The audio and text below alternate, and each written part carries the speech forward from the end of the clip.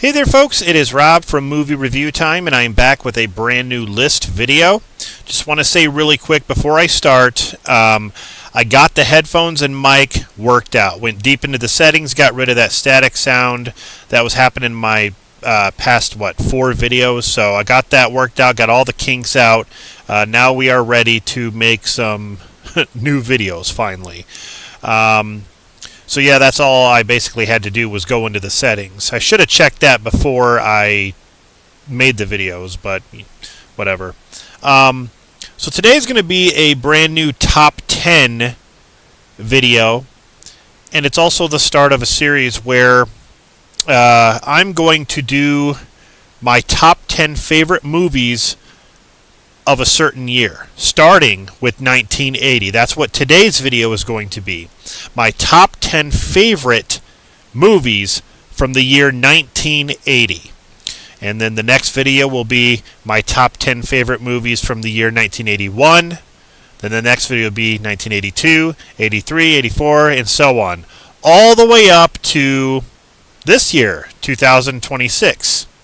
So, quite a few videos that I can do within that amount of time. But I thought this would be actually pretty fun.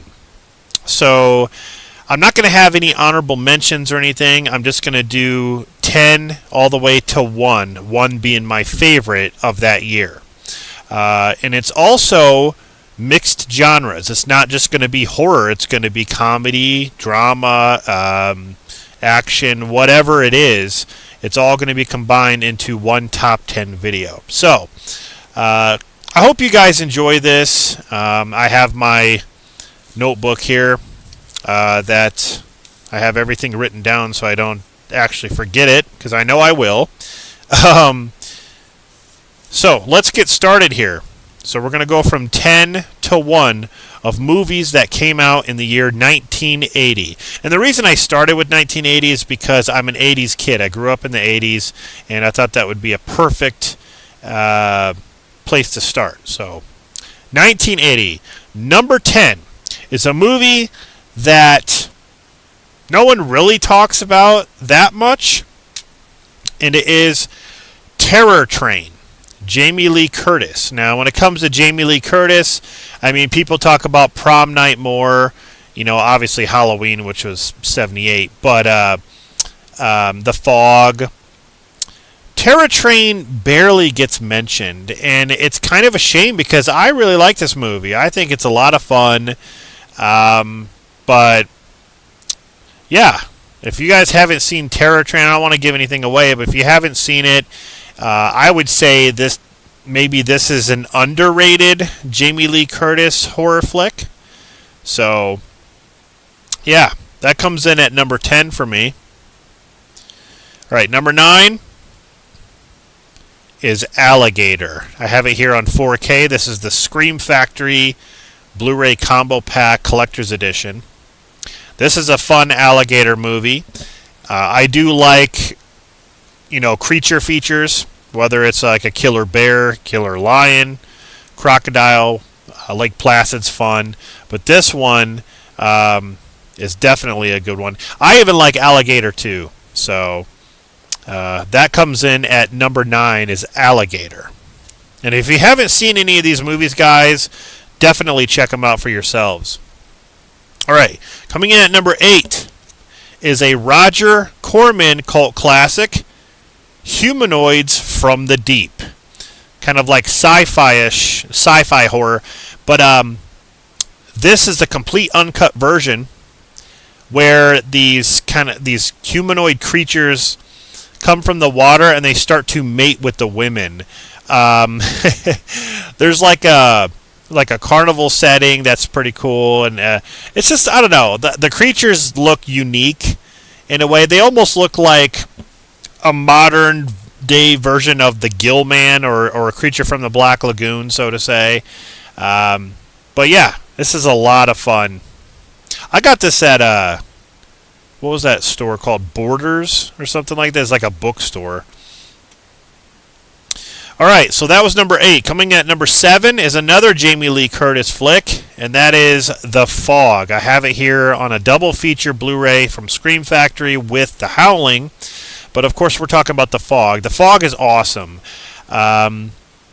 It's just, I love the way when the fog happens, there's like this like green tint to it, and the story behind it, there's like these like pirate ghosts. Pretty cool. The Fog is awesome. So that comes in at number 7. Now number 6 is a John Travolta film that I love John Travolta. I think he's a great actor, whether he's playing a bad guy or good guy or whatever it is. This is a movie that I grew up with. My parents actually turned me on to this film. I saw it on television for the first time, and I'm like, this is actually pretty entertaining. And it is Urban Cowboy. John Travolta's character Bud moves to this new place where there's like this place called Gillies or something like that. It's like a rodeo bar, and he learns how to ride the mechanical bull, and meets what's her name, Deborah Winger. Falls in love, and then they start fighting like a married couple, but it gets to where it's like really bad. And I think Scott Glenn is in this as well. But it's a really, really good film. It's very, very well acted by John Travolta. Deborah Winger even does a good job. So I really, really like this movie a lot. So that's number 6. Coming in at number 5 is a movie that doesn't really get talked about too much. And this is a very creepy movie. It is a supernatural kind of horror film, and it is The Changeling. Now, this is the Severin special edition with the limited edition slipcover that came with it. There's like this mansion, and it's haunted, this paranormal entity. It's very, very creepy. When it comes to movies like that about like a haunted house or whatever, this would probably be in my top 10 for sure. So yeah, this came out in 1980. Definitely check this out if you have not. The Changeling. All right, number 4 is a fun movie. I just I love this movie. It's so much fun, and it's even funny at times because with the sister. I don't know. It is Motel Hell. It takes all kind of critters to make Farmer Vincent's fritters, where he basically turns these people into jerky. He's got the ingredients and all that. It's Farmer Vincent and his sister. She's just wacko. He seems kind of like calm and everything, but she just like goes over the top. But I love it. I don't know. But they like bury these people in the ground with their heads sticking out, and they like start making these weird noises. And Farmer Vincent has the special.